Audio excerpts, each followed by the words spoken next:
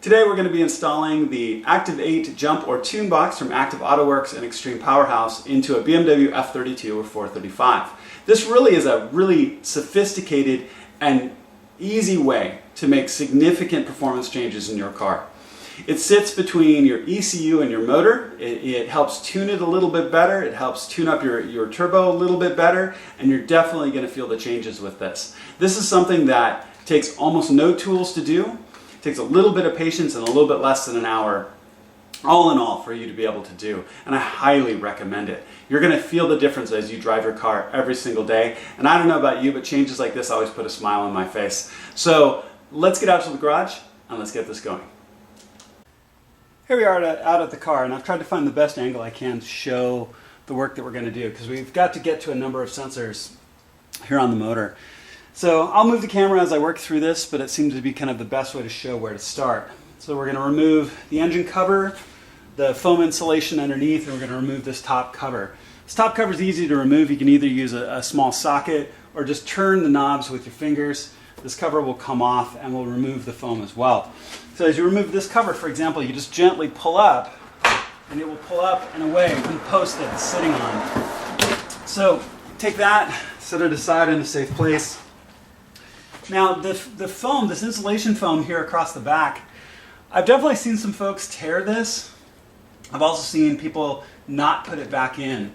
But I'm a big believer in it's there for a reason. So I'm going to take it out really, really carefully. Now, I know in my case, I've had this foam out once before that it's actually torn on one side. So yours should be in one piece. Be very careful when you take this out. I think it's a matter of patience. If you just work at it with patience, you can get it out. I've seen some really impatient people just tear it apart. So I'm going to take this out really, really carefully. I'm just easing it out. It's form molded to your engine, so it's going to hang up and catch up on everything that you do. So I'm going to take this foam out, and I'm going to take this top tray cover off so we can get to where we're going to lay the cables and where all of our sensor runs are going to go. All right, I'm going to get that done. Okay, as you can now see, I've got the foam out. I just wanted to show you this. So this foam piece fits like this and fits back underneath here and is very, very textured to fit your motor. So mine was torn when I got the car. So somebody had this out before and was definitely not gentle about it. I think this thing is important, so I'm going to be really careful when I set it aside and to reinstall it again later. So we're going to get to a series of sensors here on the side. We're going to get here on the back and on the front of the motor. And we've got this tray in the back that's open. This tray's in two pieces and has little plastic nuts that will turn. It's a 10mm socket, but all it is about a 45-degree turn, usually to the left, to unlock the little levers on them, and then those covers come off, as you can see. So I'm going to lay out the wiring harness for the Active 8 to make sure that it goes everywhere I want it to go, and I understand where all the sensors are. And we'll definitely point this out, and I'll zoom in really closely as I touch them. And the Active 8 box is going to go up here on the left, up next to the car ECU. Now, one other thing I want to point out really quickly while I'm thinking about it, the installation instructions from Active Autowerke says very, very clearly, make sure your ignition is off, shut your doors, and remove the key and walk away for about 5 minutes. And I would give it at least 5 minutes. You want to make sure that your ECU is off when you do this work. So you don't want the ignition on, don't have the radio on, don't be doing anything like that while you do this work. I also tend to walk my key away from the car. So I take it, and in this case, it's all the way inside, away from the car. So there's no way that the car's turned on right now. Last thing I want to do is throw error codes. Last thing I want to do is get any sort of charge or fault problem by doing this work. For something that's this simple, don't create any problems for yourself by not doing that. So again, make sure your doors are closed, ignition off, and walk your key away. And give it at least 5 minutes to go to sleep. So my car is very healthy asleep. It's been off now for about 15 minutes. So I'm going to lay the wiring harness out for the Active 8 so I can get it all routed and ready to go.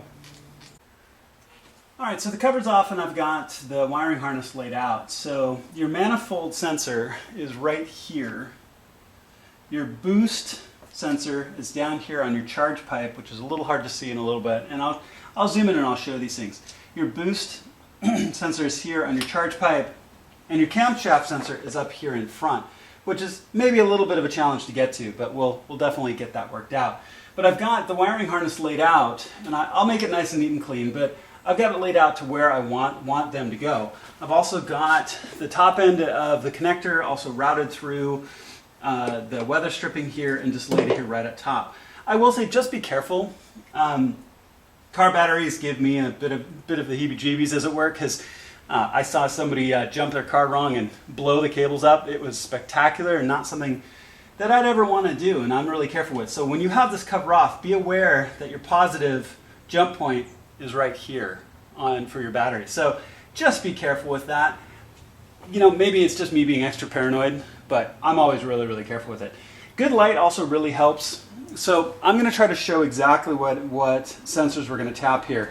Now the wiring harness, what you're going to do is you're going to pull the plug for example, this manifold sensor right here at the top. You're going to pull that plug out and plug it into the adapter right here that you'll see on the wiring harness, and then you'll plug their plug in where the original came from. So it's a matter of just pulling out the original, plugging it into the jump, and plugging the new one in. This is how this box sits in between and talks, because it takes all the original cables, it kind of joins into them, and then talks on its own.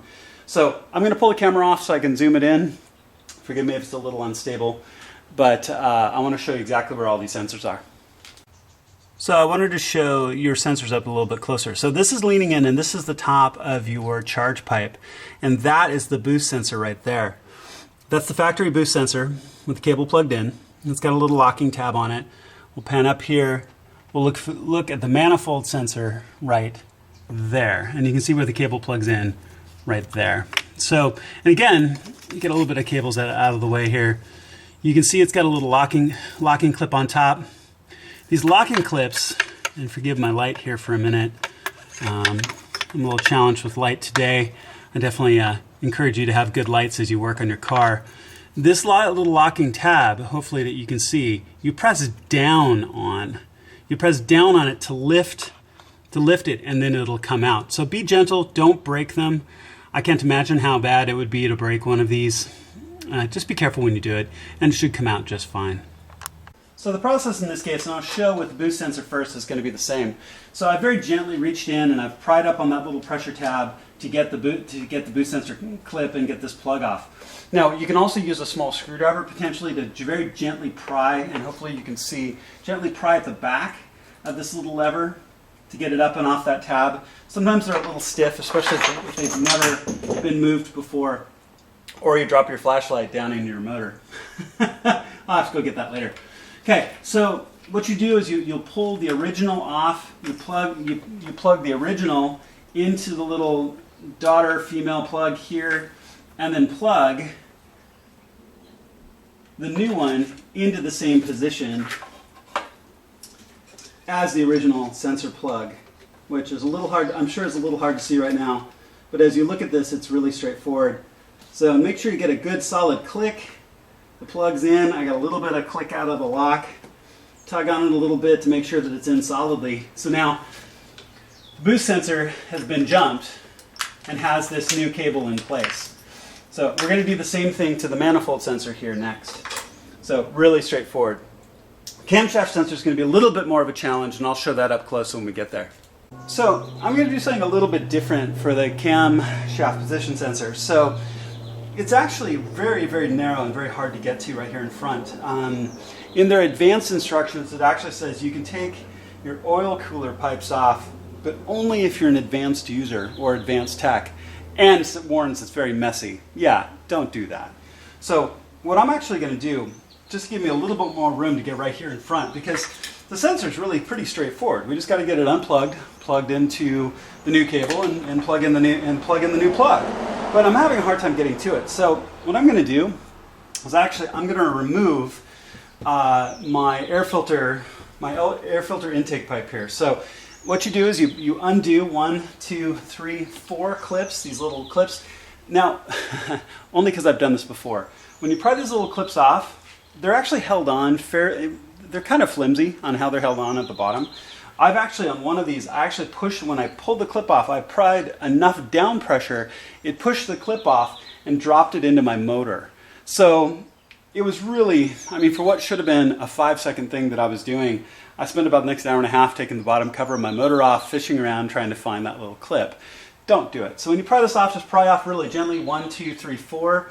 You'll want to pull the sensor off again. You press down on this clip. So pull, and this is going to be your air mass sensor. Pull the plug on your air mass sensor. So that's off as well. So now at this point, the only thing that's keeping this on is a small little band here at this end. So you can take a flat-bladed screwdriver and loosen up this band, as I'm doing here. Band's pretty much loose at this point. You don't want to unscrew it all the way, and it should just come right off. So there you go. This is also, you know, how you change your air filter potentially as well. So I'm going to get this out of the way. So now I have more room to get to the front right here, and I'm going to do that. I'll be as steady as I can. So and I'm looking here at the front of the motor so you can see kind of orientation of where we are on the motor. This was a little bit hard to find right at first. Now that I know what I'm looking for, it's pretty simple. But so we look for this camshaft sensor. So again, I'm going to zoom in and in and in and in and in as we look here, and I'm going to try to be as steady as I possibly can and look straight at that sensor. So as we look at that sensor right there, you can see it. We've got our oil intake, or our oil pipes here. And I can see why they advise maybe taking those off, but yeah, no. You can see the sensor right here. So you can see where the cable comes up from below and attaches right here. So this is your camshaft sensor right here. Now the other thing that's different about this camshaft sensor is that where the other sensors are male and female, this one is female and male. So it's going to take a little bit harder to get out. The lock is on the back side of the plug, and you're going to have to use a pick or a very small screwdriver to get it off. So I'll show the plug once I have it out, but hopefully you can see what the plug is that we're talking about. It's right here. So make sure that you've got your cables routed nicely, so once this is in, your new cable's routed nicely so it won't foul up on anything. But I'm going to get this plug off, and then I'll show you what the plug looks like. We're going to have to pick from the back side, take that little locking tab up and off. It shouldn't be too hard. I'll show you what the plug looks like in a second. Okay, so the plug's out. So the locking tab is actually on the piece that remains back behind, back in here. So what you'll want to do is on the motor side of that plug, there's a little flat locking tab that you have to very gently pry up. So pry up gently with a small pick. I found I didn't have a screwdriver small enough to reach back there. So I used a very, very small pick to get back underneath that locking tab to lift it very gently, and while pressing downward on the cable until it popped free. So the camshaft sensor's out, and you can see how it fits here. So what I'm going to do is I want to really cleanly route my new cables down, and I'm going to route them on the other side of my oil tubes here. And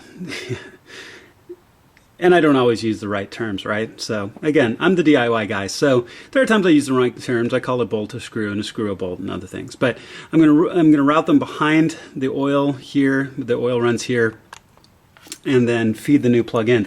What I'm going to do first though is I'm going to use this extra space that I have in here to make sure that I get the new plug into place. Now it should go only in one orientation, and you can tell by the locking tab on one side the orientation it should go in.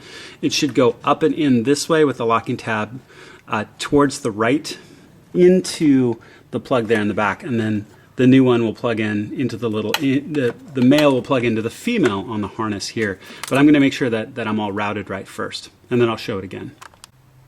Before I start putting things back together, so let's look at what we have here. We have the camshaft sensor, which is plugged in. Now when you insert the new plug, make sure it goes all the way up and clicks. It goes in much further than what I think you'll realize. So make sure that is all the way in and you get a click out of the locking tab. On first pass, mine wasn't almost completely inserted, so make sure it's all the way in. I've run the cable for that all the way up along the, as suggested, along the fuel rail, and used the fuel rail clips here to keep it in place. You can see the rest of my wiring harness is wired here up and over the top of the motor and routed up through here. Now the other thing I've also done, the instructions also say to install this bypass and have this connected for at least 5 minutes with the wiring harness before you install the Activate module. So I've had this in place here now for more than that. I've actually had it in place the entire time that I've done the install. But make sure to follow those directions. It has to be for a reason. So everything's back together. Obviously, I took one extra step by taking the intake off as well to help give me a little bit of extra room. You could potentially do it with the intake in place. I just think it'd be harder, and it would have been almost impossible to film. So double check all your connections. Camshaft sensors in and clicked. Your boost sensor in, clicked and solid. Your manifold sensor in the back in and good to go, and route all of your cables. So at this point, we're almost done. We're at the put it back together stage and mount the Activate box up there next to the original ECU. We are at the put it back together stage. As you can see, I put my intake back on. If you followed my advice and taken your intake off here, make sure that this is that you are properly secured here. It's on the post here. Your MAF, or very likely mass airflow sensor right here, is back in and connected with a click, and all 4 of your clips are back on, and this cover is on straight. I just think it's easier to work that way. I've routed the camshaft sensor up along the fuel rail as suggested and looped it over to the back to run over to the Activate box. I've got my foam back in. So if you followed my advice of keeping your foam in, probably one of the harder things you're going to do in this install is trying to get the foam back in place. It's important that you do, though, because your cover that snaps down over this has a series of posts that it connects to. There's a big post back here, there's a big post here, and so on. And those posts have to be in the right place in the foam for it to fit on properly. So getting the foam back in place is a bit of an effort and patience. I've definitely seen people skip it. I'm like I said before, and I'm not going to try to say again and again and again, I think it's there for a reason, so I'm going to keep it there. So I've got my cables neatly tucked away. I've got my cables through the trim track here underneath and make sure that that's all safely in place. And I've got the Activate box now secured. The instructions actually say that this is an 8mm. It's actually a 10mm bolt in my case. I backed it off. I've secured this, put it back on, and made sure that it's nice and secure. This is part of your ECU in here, so make sure that this connection, or this bolt is secure back in place so you don't have any seal problems. So it's in and installed. Obviously, I pulled the bypass off because the bypass was on for the recommended 5 minutes and actually a significant amount more. It's ready for the engine cover to go back on, and we'll fire the car up here in just a second. Okay, so we are back together, so let's confirm here really quickly. And I've got one important thing I want to show that I've added that in the current documentation, at least for the N55 motor, does not show. But before we get there, so our intake's back in, MAF sensor is attached if you took this off. The cover is back on, our cable's routed nice and neatly. The foam is back in with the post exposed so the cover sits down tight so it doesn't rattle around. All of your cables can actually very neatly come out this side. There's a little bit of a cutout here on the cover so your cable runs can come out very neatly right here. Now let's get to the point that's not added in the documentation. If you notice, and my wiring harness has a positive and negative ground. In the current N55 instructions from Active Autowerks, it actually doesn't show this, but if I went and looked at other models, the other models that have this same power and ground show attaching to your positive post, and I've gone ahead and attached to my negative post as well here in the engine bay. So I've done that nice and neatly. I have zip tied the cables down because I believe in good clean cable management, plus it doesn't look like a mess. So my cable management is good, cables are up. The Activate is plugged in and secured. My power and ground are secured as well. Now, the Torx bit on this is a T45. If you don't have one, it's not the end of the world. You can actually gently take a pair of pliers and very gently turn this and pull this off the post, put it on, and very gently put it back. It's not using the right tool for the job, and you really should if you've got it. This is also a T45 Torx, which I just happen to have around. So the tools in this case are very limited in what you need to do this job. 10mm socket, maybe, you know, for up here. 10mm socket for your covers, a pick or a very small screwdriver, and maybe a T45 Torx And again, if you don't have it, you can gently use other tools, but don't chew these posts up, obviously. Don't hulk out on it and beat them up. So at this point, everything is connected. I've double-checked all of my connections and all of my posts. Everything should be good to go. We're ready to turn the car on. Back from a successful test drive.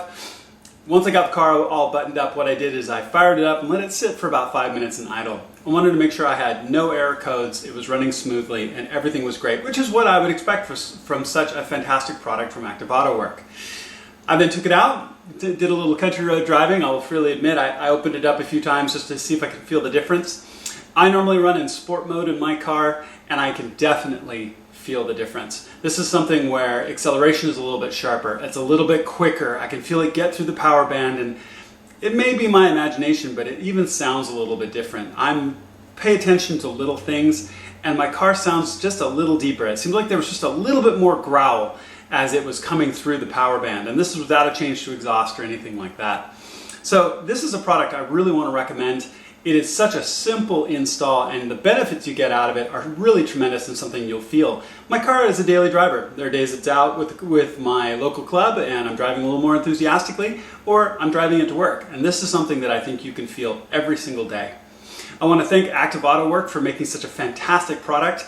I also want to thank Mike of Extreme Powerhouse. What a pleasure to work with, and what a great place to go to really tune your car, to find those things that really make a significant difference for really what is a reasonable amount of effort and time and even expense. So this is something I want to suggest that you do for your car, and as you can see, it's not hard to do. Please click subscribe if you've liked what you've seen today. Please click like as well. That would be fantastic. I answer as many questions as I can when I get them on my videos. I've even helped people directly a couple of times. So anything I can do to help, I'm going to do it. I look forward to talking to you again soon, and we'll see what's up for the next project.